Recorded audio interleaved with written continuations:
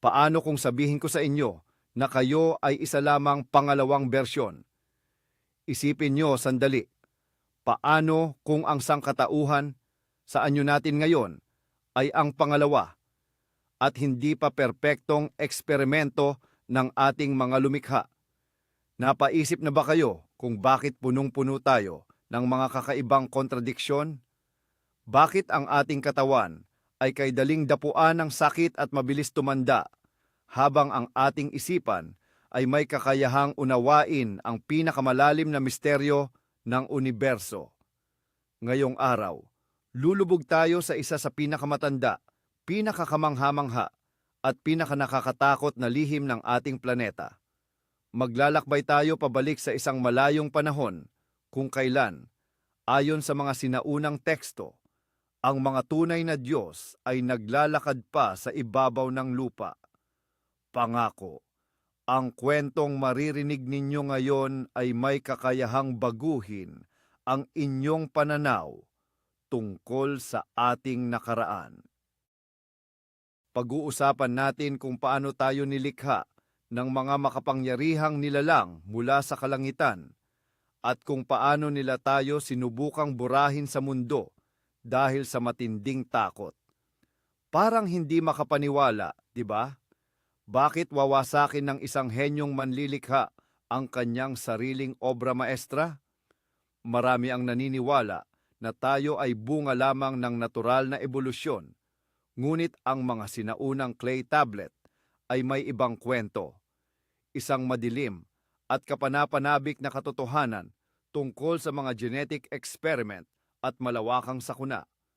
Kaya naman, mag-relax lang kayo, magkumot ng mainit, ipikit ang inyong mga mata at hayaang gabayan kayo ng aking boses sa nakalipas na libu-libong taon.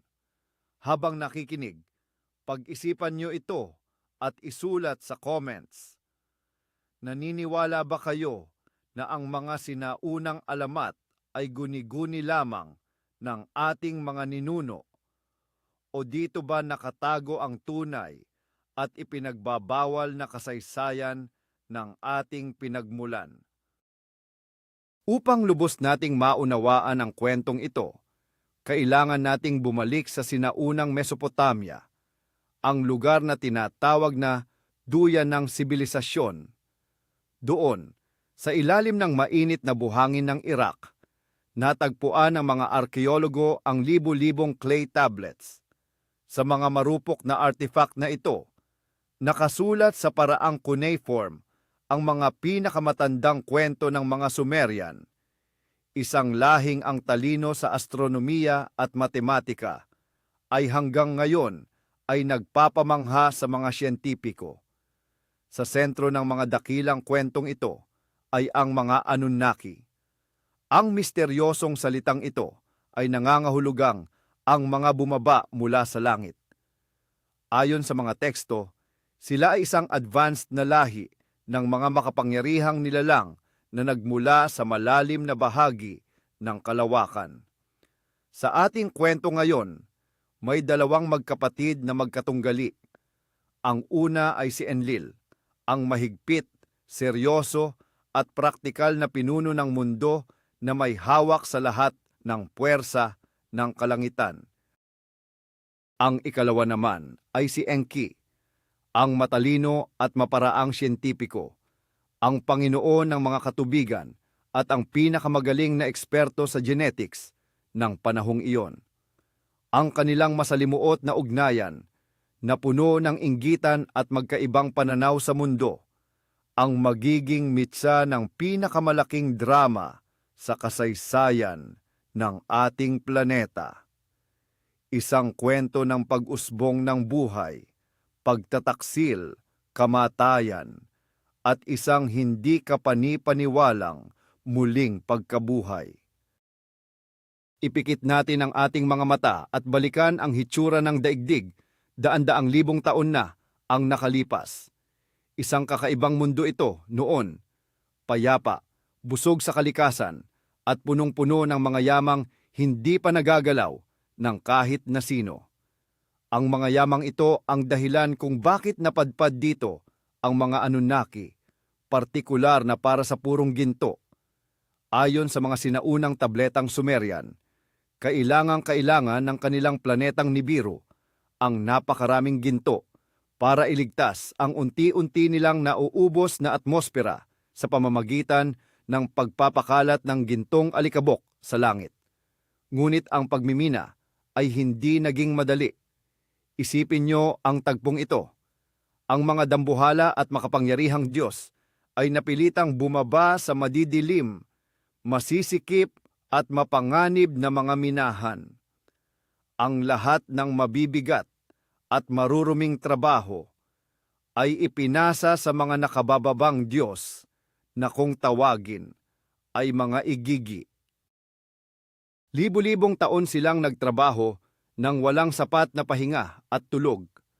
Araw-araw, siglo-siglo, gamit ang kanilang mga piko, binasag nila ang matitigas na bato sa malalalim na minahan sa timog na bahagi ng Afrika. Dito, gusto kong basagin ang isang tanyag na paniniwala. Akala kasi ng marami, ang mga sinaunang Diyos ay puro sarap lang na tanging pag-inom ng nektar at pagre-relax sa malalambot, na ulap lang ang ginagawa nila. Sa katunayan, inilarawan sa mga sinaunang tekstong Sumerian ang pananatili nila sa ating planeta bilang isang walang katapusang paghihirap at matinding pagpapakapagod. Naranasan din nila ang matinding pagod, pananakit ng katawan at nakapapapasong init, mga bagay na mararamdaman din natin kung tayo ang nasa ganoon kalupit na kalagayan. Tulad ng inaasahan, maging ang pasensya ng mga Diyos ay may hangganan din. Sa bawat dantaon ng mabigat at sa pilitang pagtatrabaho, unti-unting napuno ang mga nakababatang Diyos. Isang malalim at madilim na gabi, bigla na lamang itinapon ng mga igigi ang kanilang mga piko at pala sa naglalagablab na apoy. Naglunsad sila ng isang malawakang pag-aalsa na hindi pa kailanman nakikita laban sa kanilang mga Panginoon. Isang dambuhalang pangkat ng mga Diyos na pagod, balot ng makapal na alikabok at malagkit na pawis, ang pumalibot sa nagniningning na palasyo ni Enlil, ang kataas-taasang pinuno ng daigdig. Galit na galit silang sumisigaw sa gitna ng kadiliman, hinihingi ang kagyat na kalayaan mula sa nakakaaliping pagtatrabaho sa mga minahan. Mabilis na lumala ang sitwasyon at naging seryoso ang banta sa kapayapaan. Handa na sanang gamitin ng nagngangalit na si Enlil ang kanyang buong lakas upang puksain ang mga rebelde, ngunit namagitan ang kanyang matalinong kapatid, ang henyong si Enki. Sa gitna ng isang biglaang konseho ng mga Diyos, nagmungkahi siya ng isang revolusyonaryong solusyon. Bakit natin kailangang makipagdigma sa sarili nating mga kapatid? Mahinahong tanong niya. Sa halip, lumikha tayo ng isang simpleng manggagawa na papasan sa lahat ng mabigat na pasaning ito. Ito ang ideya ng paglikha ng isang masunuring nilalang, isang organikong makina na may sapat na talino upang umunawa ng utos, ngunit may sapat na pagkamasunurin upang magtrabaho nang walang reklamo sa madidilim na minahan. Buong galak at ginhawa itong tinanggap ng mga igigi. Sa gabing iyon ng tadhana, nabuo ang makasaysayang desisyon na likhain ang kauna-unahang bersyon ng sangkatauhan. Ang paglikha sa tao ay hindi isang mabilis na himala o simpleng pitik ng daliri, gaya ng inilalarawan sa mga huling kasulatan ng relihiyon. Sa halip, si Enki, kasama ang dalubhasang manggagamot at geneticist na si Diyosang Ninma, ay nagkulong sa isang sopistikadong laboratorio. Matatagpuan ang tagong pasilidad na ito sa mistikong lugar ng Abzu, na malalim na nakabaon sa ilalim ng lupa sa timog bahagi ng Afrika. Inilalarawan sa mga sinaunang tabletang Sumerian ang isang mahaba at masusing proseso na nakapanginig balahibo dahil sa pagkakahawig nito sa modernong genetic engineering at cloning. Nagpasya ang mga Diyos siyentipiko na paghaluin ang esensya ng lupa, ang alabok o putik, at ang banal na dugo at DNA ng isa sa mga Anunnaki. Pinili nilang isakripisyo para sa eksperimentong ito ang Diyos na si Kingu, ang isa sa mga namuno sa rebelyon. Ang kanyang dugo na nagtataglay ng talino at masalimuot na henetiko ng mga Diyos ay maingat na hinalo sa mga biolohikal na materyales ng mundo. Isipin nyo na lang ang madilim na laboratoryong iyon na tanging aandap-andap na liwanag lang ang tumatanglaw habang isinisilang ang isang bagong uri ng buhay sa loob ng mga sisidlan. Paulit-ulit na sinubukan ng mga Diyos ang iba't ibang sukat, eksperimento, matapos ang isa pang eksperimento. Sa simula, puro kabiguan ang kanilang natamo.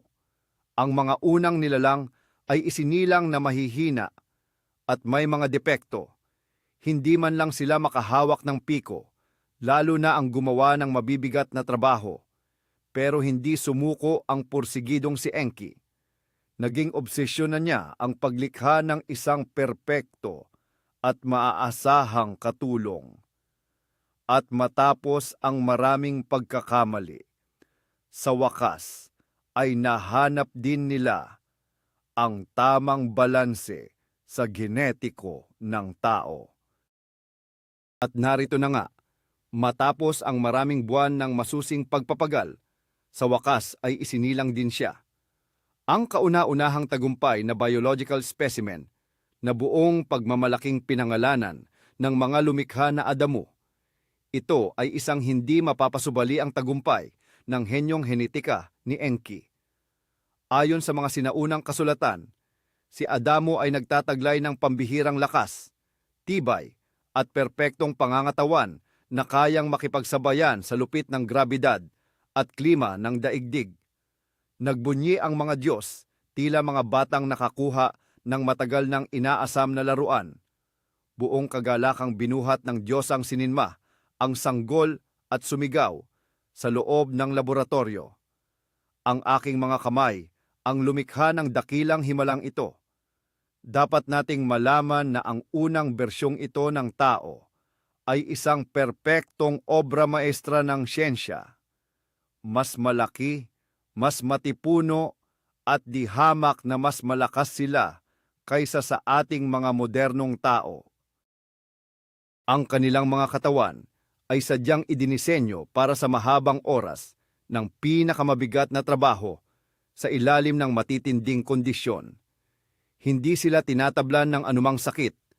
Ang kanilang resistensya ay sadyang perpekto at agad na pumupuksa sa anumang impeksyon. Sa madaling salita, ang mga unang taong ito ay halos immortal.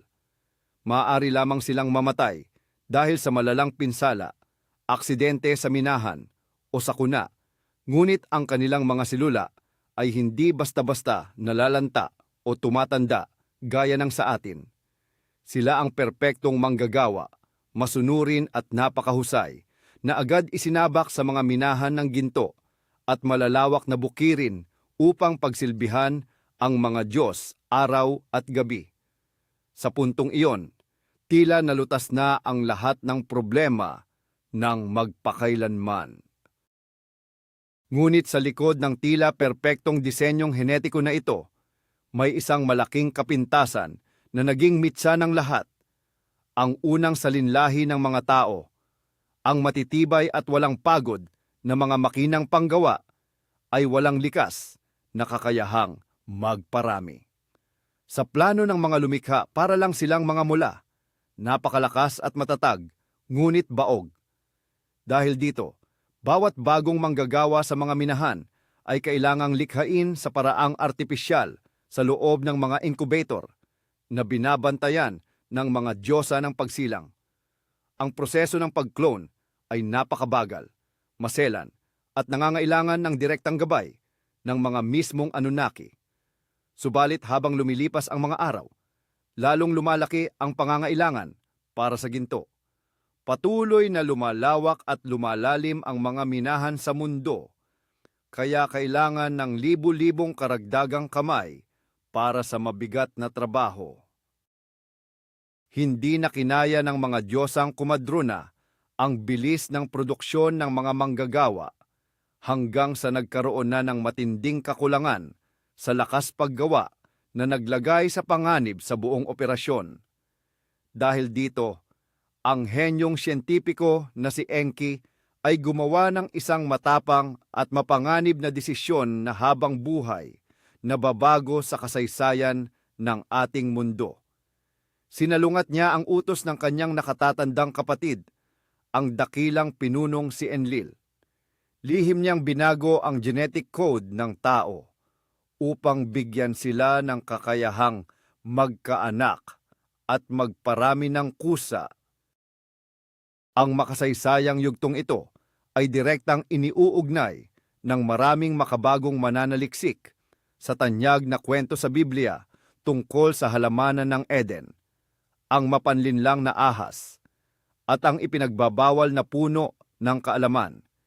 Si Enki, na sa mga sinaunang tradisyon ay madalas ilarawan bilang isang matalinong ahas na nagbibigay ng karunungan, ay lihim na ibinahagi sa sangkatauhan ang pinakamalaking sikreto ng pagpaparami. Sa pamamagitan ng pagpuslit sa laboratorio, bahagya niyang binago ang kanilang orihinal na DNA upang gisingin ang mga natutulog na gene na nagbigay daan sa mga tao na magkaroon ng sariling mga anak. Para sa kataas-taasang pinuno na si Enlil, ang balitang ito ay isang malaking dagok. Hindi mailarawan ang puot ng Panginoon ng daigdig sa ganitong uri ng pagre-rebelde. Bilang isang bihasang pinuno, batid niya ang laki ng banta, ang mga nilalang na may taglay na pambihirang lakas, mahabang buhay na tila sa Diyos, at ngayon ay may kakayahan pang magparami ng walang kontrol, ay maaaring maging suwail sa anumang sandali. Ngunit hindi na mapipigilan ang nasimulang proseso.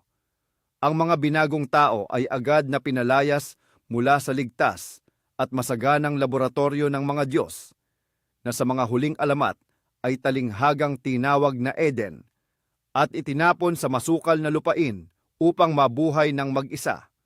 Mula noon, hindi na lamang sila magtatrabaho ng mabigat sa mga minahan para sa mga Anunnaki. Kailangan na rin nilang magbanat ng buto para sa sariling pagkain at palakihin ang kanilang mga supling. At dito nga nagsimula ang mahabang paglalakbay ng sangkatauhan sa sarili nilang mga paa.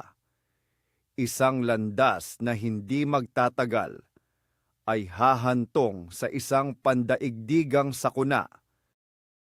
Dahil sa pambihirang kakayahang magparami, parang apoy sa tuyong damo na mabilis na kumalat ang sangkatauhan sa bawat sulok ng mundo. Isipin nyo ang laki ng bilang na ito.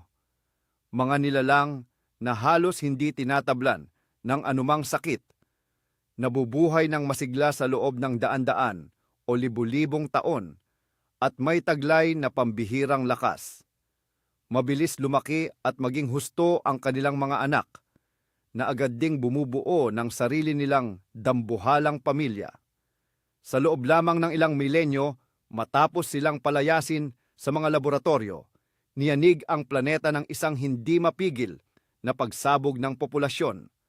Ang mundo ay literal na napuno ng unang bersyon ng mga tao. Nagtayo sila ng mga maingay at naglalakihang lungsod. Kinalbo ang mga kagubatan at nagbungkal ng malalawak na bukirin para sa kanilang pagkain. Lagi silang abala, nagkakatuwaan, nag-iingay, at kung minsan ay marahas na nagtutunggalian. Tuluyan, nang nawalan ng kontrol ang mga Diyos sa kanilang bilang, kung dati ay mga masunuring alipin lamang sila sa mga minahan, ngayon ay naging isa na silang makapangyarihan at mapanganib na puwersa. Mula sa kanyang palasyo sa langit, madilim ang mukhang nakamasid si Enlil habang lumalalim ang kanyang pangamba. Malinaw niyang nakikita na ang tila walang katapusang kawan na ito ay isang banta sa kaligtasan ng mga Anunnaki. Dahil oras na mapagtanto ng mga higanting ito ang tunay nilang lakas, maaari silang maglunsad ng isang pag-aalsa na mas malupit at mas mapanira kaysa sa rebelyon ng mga nakababatang Diyos noon, isang puwersang hindi na kailanman kayang supilin ng mga Diyos. Pero ang nakapagtataka, ang naging pinakamalaki at hindi matanggap na problema ni Enlil ay ang walang tigil at hindi makontrol na ingay mula sa mga pamayanan ng tao. Sa mga sinaunang tekstong Sumerian, lalo na sa tanyag na epiko ni Atrahasis, tahasang sinasabi na ang ingay ng dumaraming tao ay naging labis na pasakit sa pandinig ng mga Diyos. Sinasabi sa teksto, umugong ang mundo na parang isang mabangis na toro. Paulit-ulit na nagrereklamo si Enlil sa dakilang konseho ng mga Diyos na dahil sa walang humpay na hiyawan, gulo at ingay, tuluyan na siyang nawalan ng kapayapaan at hindi na makatulog. Para sa atin ngayon, maaaring pakinggan itong biro o medyo kakatwa na parang isang mainit ang ulong kapitbahay na nagrereklamo dahil sa sobrang lakas ng radyo sa kabilang pader.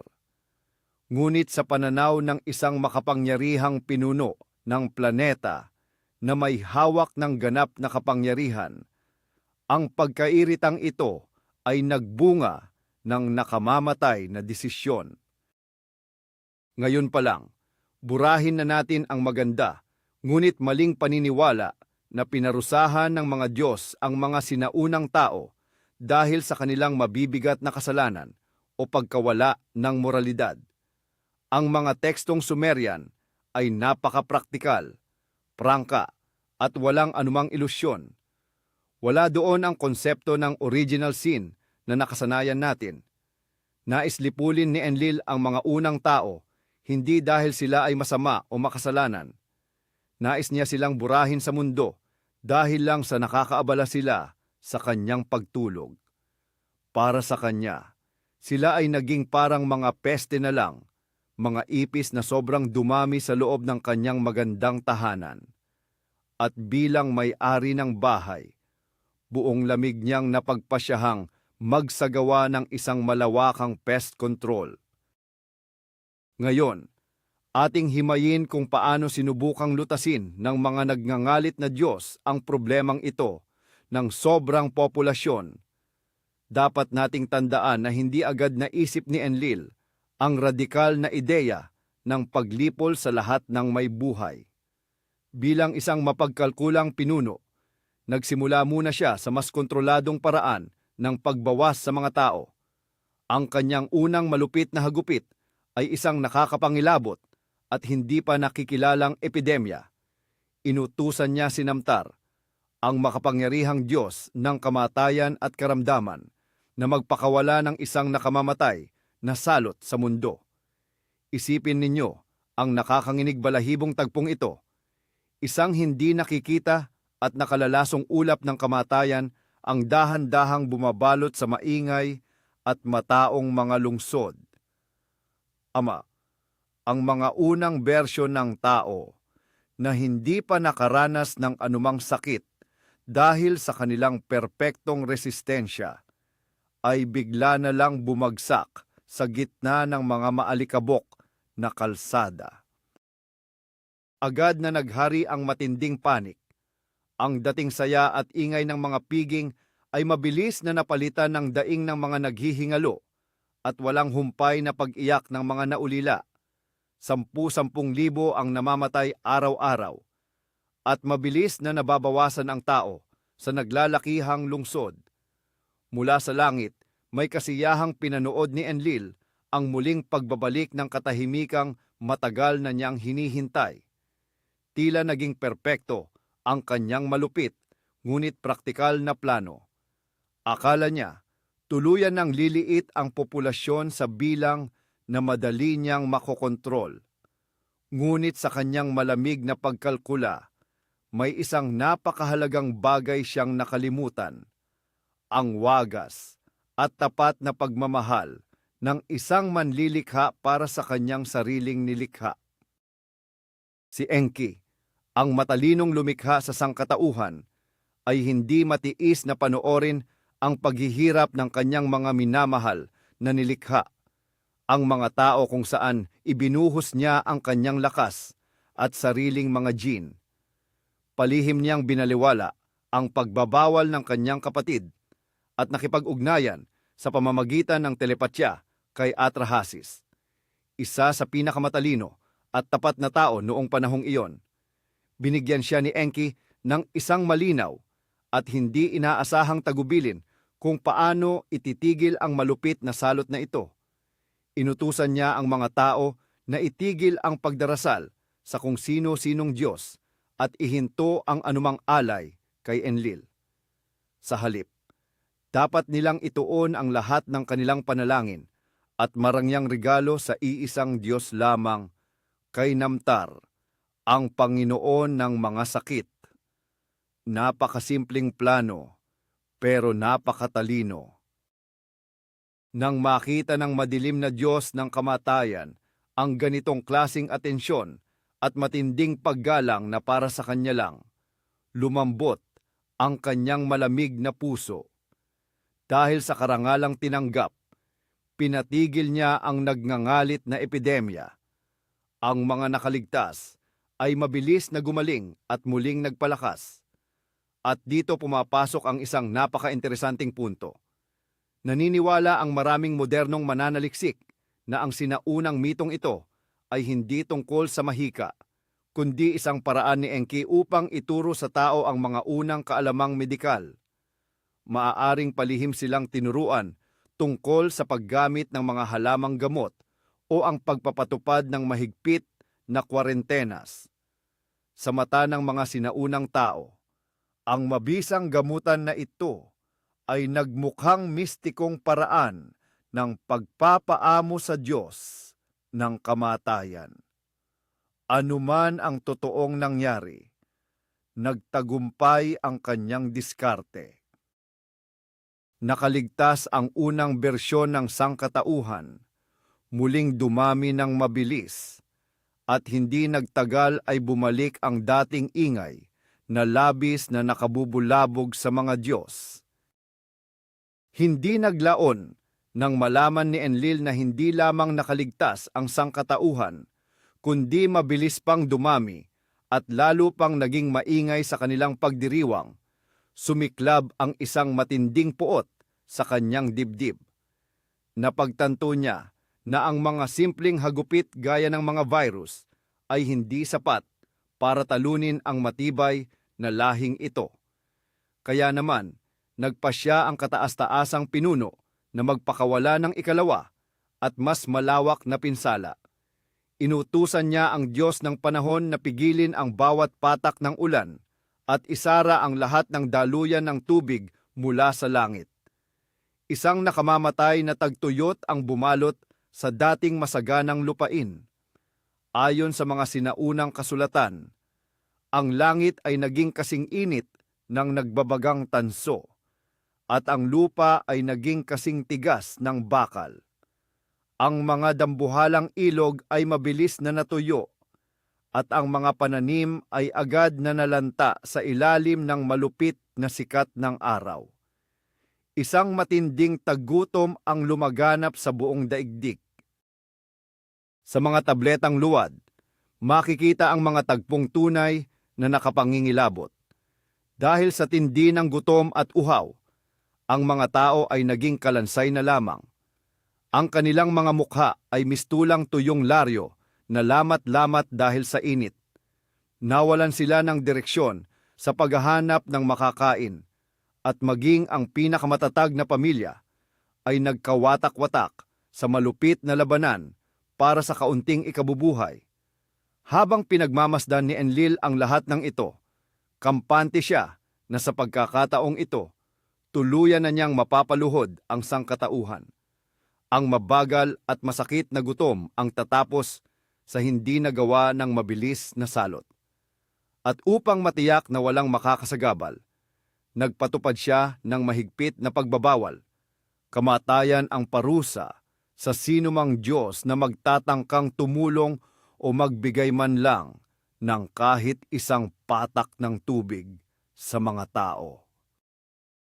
At muli, pinatunayan ng unang bersyon ng sangkatauhan na sila ang rurok ng lahat ng genetic na nilikha. Naging kagulat-gulat at halos nakapangingilabot ang tindi ng kanilang katatagan. Bagamat muling nabawasan ang kanilang bilang dahil sa matinding gutom, hinding-hindi sila sumuko bilang isang lahi. Ang makapangyarihang instinto na itinanim ni Enki sa kanilang pagkatao ang nagtulak sa kanila na mabilis na mag-evolve, magkaisa at makiangkop sa tila impyernong kalagayan ng mundo. Sa halip na maupo lang sa tuyot na lupa at maghintay ng ulan mula sa malulupit na langit, natuto ang mga taong humukay ng napakalalalim na balon sa gitna ng matitigas na bato.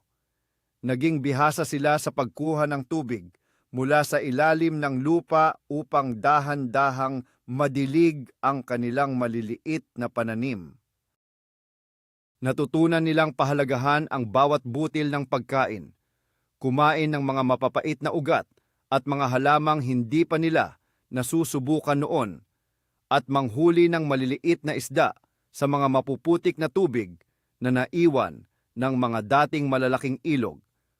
Ang pambihirang kakayahan nilang mabuhay at humanap ng paraan sa gitna ng pinakamalulupit na sitwasyon ay nagdulot ng matinding gulat sa mga mapagmataas na Anunnaki. Nagpakita ang mga unang tao ng hindi kapani-paniwalang tatag ng espiritu at katawan. At ito ang lalong nagpakaba sa pinunong si Enlil, higit pa sa ingay na ginagawa nila noong una.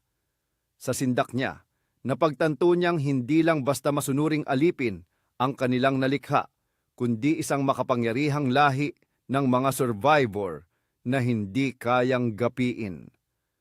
Sa bawat pagsubok na ibinabato sa kanila, lalo lang silang nagiging matalino, madiskarte, at matatag. Dito naging malinaw na hindi na sapat ang mga simpleng sakuna. Kailangan na ng isang pinal na desisyon para tuluyan silang wakasan. Umabot na sa sukdulan ang tensyon sa lupa at sa kalangitan. Sa gitna ng krisis na ito, nakiisa ang malupit na kalikasan, o ayon sa mga naniniwala sa alternatibong kasaysayan, ang matitinding siklo ng kalawakan. Nagpanik ang mga pangunahing siyentipiko at astronomo ng mga Diyos habang iniuulat kay Enlil ang isang lubhang nakakabahalang balita mula sa labas ng mundo. Isang dambuhalang kaganapan sa kalawakan ang mabilis na lumalapit sa daigdig.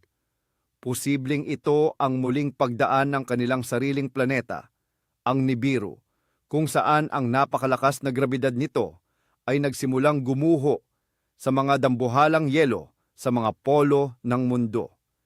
Dahil sa kanilang advanced na siyensya, agad na kalkulado ng mga Anunnaki ang kahihinatnan nito. Isang pandaigdigang sakuna na hindi pa kailanman nakikita. Isang dambuhalang daluyong na may taas na ilang kilometro ang nakatakdang tumangay sa lahat ng may buhay sa ibabaw ng sawimpalad na planeta.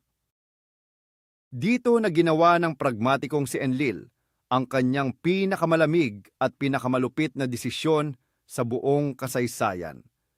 Tinipon niya ang konseho ng mga Diyos at mariing iminungkahi na huwag gumawa ng anuman. Iniutos niyang huwag bigyan ng babala ang mga tao. Hayaan na ang bulag na lakas ng kalikasan ang tumapos sa hindi nagawa ng mga sakit at taggutom na ipinadala niya.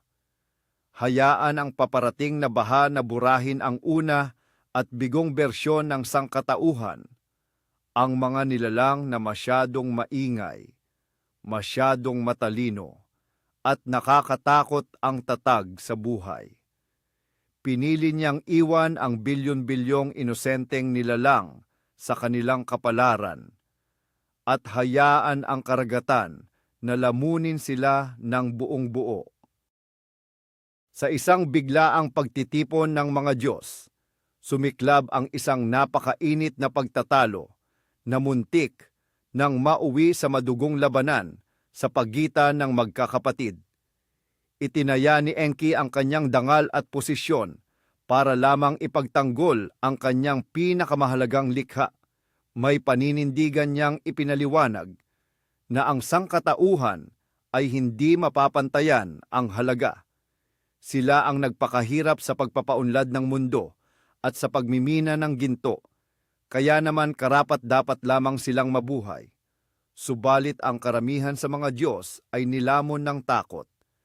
Nabahala sila sa lumalaking kapangyarihan at dumaraming bilang ng mga tao, kaya naman mas pinili nilang pumanig sa malupit na plano ni Enlil upang masigurong walang magaganap na pagtatraidor o pagtagas ng impormasyon. Pinilit ni Enlil ang lahat na manumpa ng isang sagradong pangako, isang sumpa ng pananahimik na hinding-hindi maaaring baliin. Walang sinuman, sa anumang dahilan, ang may karapatang magbabala sa mga tao tungkol sa dambuhalang tsunami na malapit nang tumama sa mundo. Pagkatapos nito, nagmamadaling inihanda ng mga Diyos ang kanilang nagniningning na mga sasakyang panghimpapawid at mga istasyon sa kalawakan. Nais nilang iwan ang lupang nakatakda ng maglaho at ligtas na magpalipas ng oras sa orbit habang nagaganap ang sakuna. Labag man sa kanyang loob, napilitan si Enki na sumumpa kasama ng iba upang hindi siya paghinalaan. Sa harap nila ay tila sumuko na siya sa kagustuhan ng nakararami. Ngunit sa kaibuturan ng kanyang nag-aalab na diwa, mabilis na siyang bumubuo ng isang lihim at matalinong paraan upang makaiwas sa sumpa. Hindi niya kailanman hahayaang ang kanyang pinakamahalagang proyekto ay basta na lamang malunod at maglaho sa malamig at malabong tubig ng dakilang baha. Paano nga ba nalinlang ng madiskarteng si Enki ang matinding sumpa ng pananahimik nang hindi nagagalit ang ibang mga Diyos? Nakahanap siya ng isang napakatalino at swabing paraan para makalusot.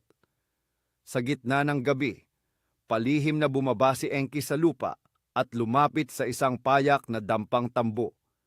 Doon ay mahimbing na natutulog ang kanyang tapat na saserdote at ang matalinong pinuno ng lungsod ng Shuruppak na si Ziusudra. Sa ibang mga bersyon ng mitolohiyang ito, tinatawag siyang Utnapishtim, pero mas kilala natin siya sa pangalang Noah mula sa Biblia. Hindi direktang kinausap ni Enki ang natutulog na tao dahil ang paggawa nito ay malinaw na paglabag sa kanyang sumpa. Sa halip, lumapit siya ng husto sa dingding ng bahay at doon nagsalita, "O dingding na tambo, pakinggan mong mabuti ang aking mga salita," bulong niya sa kadiliman. "Iwasak mo ang iyong bahay at gumawa ka agad ng isang dambuhalang sasakyang pandagat. Iwanan mo ang lahat ng iyong ari-arian, huwag kang manghinayang sa yaman, at iligtas mo ang iyong buhay." Sa nakakamanghang tagpong ito, nakatago ang isang matinding drama sa kasaysayan. Isang makapangyarihang Diyos ang bumubulong ng sikreto para sa kaligtasan ng mundo sa likod ng isang manipis na harang. Umaasang ang mortal sa kabilang panig ay sapat na matalino para magising at maunawaan ang pahiwatig na ito. At naintindihan nga ito ng matalinong si Ziusudra. Nagising siyang binabata ng malamig na pawis habang naririnig ang babala tungkol sa isang dambuhalang baha na malapit nang lumipol sa lahat ng may buhay sa mundo. Ang lihim na plano para iligtas ang sangkatauhan ay matagumpay na naisakatuparan. At mula noon, Bawat segundo ay naging mahalaga. Ipinasa ni Enki sa kanyang pari, sa pamamagitan ng isang pader, ang mga napakadetalyado at komplikadong blueprint ng isang dambuhalang sasakyang pandagat. Mahalagang intindihin na hindi lang ito basta kahoy na bangka o balsa. Ito ay isang selyadong arkang submarino na kayang sumabak sa dambuhalang alon at manatili sa ilalim ng nagngangalit na tubig. Agad na tinipon ni Dyosudra ang pinakamahuhusay na manggagawa sa lungsod. Binayaran niya sila ng malaki at sa ilalim ng pagkukunwaring nagtatayo ng isang templo, lihim at mabilis nilang binuo ang kakaibang saradong barkong ito. Dito ay may isang nakakaintrigang detalyeng dapat nating mapansin. Ang arkang ito ay hindi ginawa para iligtas ang buong orihinal na lahi ng tao. Ang tanging layunin nito ay ang mapanatili ang mga pangunahing genetic material. Ayon sa ilang makabagong interpretasyon ng mga tekstong Sumerian, hindi mga buhay na hayop ang isinakay rito, kundi ang tinatawag na binhi ng lahat ng may buhay. Maaaring ang tinutukoy rito ay isang sinaunang high-tech na DNA bank, mga test tube na naglalaman ng mga genetic sample ng mga halaman at hayop sa mundo na mismong si Enki ang nagbigay. Inatasan ng Diyos si Dyosudra na protektahan ang mahalagang esensya ng buhay upang pagkatapos ng baha, muli nilang maibalik ang nasirang ecosystem ng planeta. Nang sa wakas ay natapos na ang kamangha-manghang kaban ng kaligtasan, mabilis na isinakay ni Dyosudra ang kanyang pamilya, ang mga pinagkakatiwalaang manggagawa, ang mga mahahalagang sample, at mga supply ng pagkain, bago tuluyang sinelyuhan ng mahigpit ang mga pinto mula sa loob. At sa wakas, dumating na ang kinatatakutang araw na matagal nang itinakda. Biglang nagdilim ang maliwanag na kalangitan at humagupit ang isang dambuhalang unos na hindi pa kailanman nakikita. Kayang-kaya nitong bunutin maging ang mga pinakamatatandang puno mula sa ugat. Sa mga sinaunang kasulatan, buong sindak na inilarawan kung paano naging ganap na kadiliman ang tirik na araw sa loob lamang ng ilang minuto. At pagkatapos, dumating na ang tubig, isang nagngangalit at tila walang katapusang pader ng dagat, abot hanggang langit, ang bumagsak sa mga walang kalaban-labang lupalop sa gitna ng isang nakatutulig na dagundong. Dumausdos ang malalaking tipak ng yelo patungo sa karagatan na nagdulot ng mga tsunami na yumayanig sa buong mundo. Ang naggagandahang lungsod ng unang lahi ng tao, ang kanilang malalawak na sakahan, at ang mga dakilang templo ay walang awang winasak at dinurog na parang alikabok sa isang iglap. Milyon-milyong tao ang nagtakbuhan sa rurok ng mga pinakamataas na bundok sa gitna ng matinding sindak, ngunit mabilis silang nilamon at nilunod ng malupit na baha. Ang sakunang ito ay napakatindi, kaya maging ang mga nagsimula nito, ang mga Diyos na ligtas na nakamasid mula sa kanilang mga sasakyan sa orbit ng mundo, ay nakaramdam ng tunay at malalim na panginginig. Ang mabait na Diyosang Sininma ay napahiyaw at humagulgol nang makita ang kaniyang maganda at perpektong mga nilikha na naging mga bangkay na lamang na lumulutang sa putik. Ang makapangyarihang mga Anunnaki na nanginginig at nagsisiksikan na parang mga asong bahag ang buntot, ay doon lamang lubos na naunawaan ang laki ng pinsalang kanilang ginawa. Sa sarili nilang mga kamay, winakasan nila ang isang mundong dati ay puno ng buhay at kagandahan.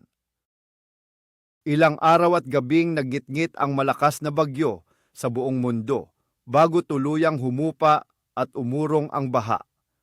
Ang selyadong arka ni Diosudra, na parang isang kapirasong kahoy na nilalaro-laro at pinaghahampas ng dambuhalang alon, ay matagumpay na nalampasan ang malupit na pagsubok na iyon. Nang mapansin nilang bumababa na ang antas ng tubig, dahan-dahang sumadsad ang sasakyang pandagat sa taluktok ng isa sa mga iilang bundok na hindi lumubog. Puno ng pag-asa, binuksan ni Diosudra ang mabigat na pinto at nagpalipad ng mga ibon upang makatiyak kung may malapit ng tuyong lupa. Pag-apak niya sa basa at maputik na lupa ng nag-unaw na mundo, agad siyang nagpaningas ng apoy at nag-alay ng mga hayop bilang taos-pusong pasasalamat sa langit sa pagkakaligtas ng kanyang pamilya. Dito nagkaroon ng isang kakaiba at tila nakakatawang tagpo sa sinaunang kasulatan.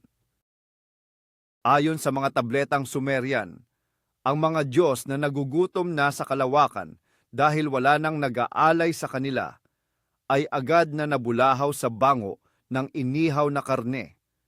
Dinaluhong nila ang apoy na parang, at ito ang eksaktong sabi sa teksto, mga gutom na langaw. Sa sobrang galak na muling malasap ang amoy ng sariwang pagkain, tila nakalimutan na nila ang kanilang banal na dangal. Ngunit nang dumating ang kataas-taasang pinuno na si Enlil at makita ang mga taong nakaligtas, ang panandaliang tuwa ay agad napalitan ng matinding puot. Sino ang nangahas na sumuway sa dakilang sumpa? Paanong ang binhi ng sangkatauhan ay nakaligtas sa pagkagunaw ng mundo? Sa tindi ng kanyang galit, handa na niyang tupukin si Diosudra sa mismong kinatatayuan nito. Subalit sa gitna ng takot ng sangkatauhan, buong tapang na humarap ang matalinong si Enki upang sila'y protektahan. May dangal at kalmado niyang inamin sa kaniyang nagngangalit na kapatid na siya nga ang nagbabala sa tao tungkol sa darating na sakuna. Ngunit iginiit ni Enki na kailanmay hindi niya nilabag ang kanilang sagradong panata. Aniya, pader lamang ang kaniyang kinausap. Nagkataon lamang na sapat ang talino ng taong iyon upang maunawaan ang kaniyang mga salita at iligtas ang sariling buhay. Pagkatapos, kinuha ni Enki ang atensyon ni Enlil sa pamamagitan ng lohika. Tumingin ka sa iyong paligid, wika niya, habang itinuturo ang tigang at patay na lupain. Ang mga taong ito, ang tanging may hawak ng kislap ng buhay sa mundo. Kung wala sila, mananatiling isang malawak at patay na disyerto ang planetang ito habang buhay. Kapag pinatay mo sila, sino na ang magsasaka ng ating pagkain at maghuhukay ng ating ginto? Tayo mismo ang mamamatay sa gutom dito. Dahil dito, bahagyang humupa ang galit ni Enlil. Habang pinagmamasdan ang wasak na mundo, napilitan siyang tanggapin na may katwiran ang kaniyang kapatid. Nilapitan niya si Diosudra at ang asawa nito. Hinawakan ang kanilang mga noo at binigyan sila ng buhay na walang hanggan. Bilang tanda ng pakikipagkasundo, ginawa niya silang kapantay ng mga Diyos. Gayunpaman, hindi ito nangangahulugang hahayaan na lamang ni Enlil na mamuhay ang tao ng walang kontrol. Hinayaan niyang muling magparami ang sangkatauhan at manirahan sa mundo, ngunit naglatag siya ng napakahigpit na mga kondisyon kay Enki. Ang bagong lahi ng tao ay hindi kailanman dapat maging kasing makapangyarihan, kasing tatag, o kasing immortal ng unang bersyong winasak ng delubyo. Ganyan nga, sa gitna ng basang guho ng lumang mundo, sa loob ng mga lihim na laboratorio, mabilis na binuo ang bersyon ng Sangkatauhan 2.0. Tayo iyon. Ang matalinong si Enki at ang manggagamot na si Ninma ay muling sumabak sa masalimuot na genetic manipulation. Ngunit sa pagkakataong ito, may malupit silang layunin, ang sadyang pahinain ang tao. Ang likas nating haba ng buhay ay radikal na pinutol. Mula sa daan-daang taon, naging kakarampot na lang na dekada. Sa loob ng ating binagong genome, malalim na itinanim ang mga mekanismo ng pagtanda at ang pagiging madaling kapitan ng sari-saring nakamamatay na sakit. Sinasabi sa mga mito na sadyang lumikha ang mga Diyos ng mga demonyong nagdadala ng kamatayan sa mga sanggol at pagkabaog upang kontrolin ang ating bilang sa paraang natural pero masakit. Tuluyan nilang pinutol ang ating ugnayan sa mga lumikha sa atin at binura sa alaala ng mga henerasyon ang tunay nating pinagmulan mula sa kalawakan. Ang itinira lang sa atin ay mga malalabong bahagi ng sinaunang mito, mga nakakatakot na alamat ng baha at mga kwentong pambata. Mas humina tayo sa pisikal. Ang buhay natin naging maikli, marupok, at puno ng pagdurusa sa araw-araw. Ngunit narito ang kabalintunaan. Sa kapalit ng lahat ng ito, may nakuha tayong mas higit pa. Dahil alam nating tayo ay mortal at marupok, dito isinilang ang ating natatanging kakayahan na tunay na pahalagahan ang bawat saglit na tayo ay buhay. Dito nagmula ang ating matinding alab para sa sining, sa agham, at sa pagnanais na unawain ang hiwaga ng sansinukob. Oo, tayo'y mga inapo lamang ng mga nakaligtas. Nakakulong man tayo sa mahina at mortal na katawan, wala namang hanggan ang ating pagsisikap na balang araw ay muling makabalik sa piling ng mga bituin. Ito ang kamangha-mangha, madilim, ngunit nakaka-inspire na kwentong nakatago sa mga sinaunang sulat cuneiform ng Sumer. Isang kasaysayan kung paano ang unang perpektong bersyon ng sangkatauhan ay walang awang binura sa mundo ng sarili nilang mga lumikha dahil lamang sa abala at takot sa kanilang lumalagong lakas. At tayo, ang mga modernong tao, ay bunga ng isang masalimuot na genetic compromise. Tayo ay sadyang pinahina, madaling kapitan ng sakit, at binigyan ng napakaikling buhay.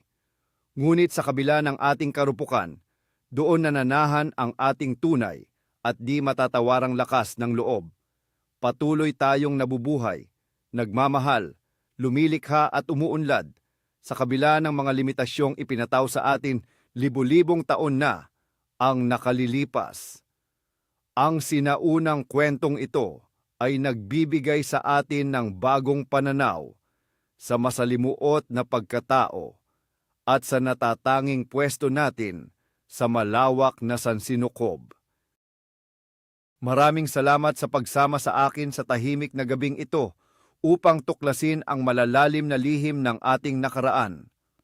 Umaasa ako na ang kwentong ito ay nakatulong sa inyo na limutin ang mga pagod sa araw na ito at magbigay ng kapayapaan at magagandang ideya sa inyong pagtulog. Kung nagustuhan ninyo ang video na ito at nais ninyong makarinig ng iba pang mga alamat, huwag kalimutang mag-subscribe sa ating channel.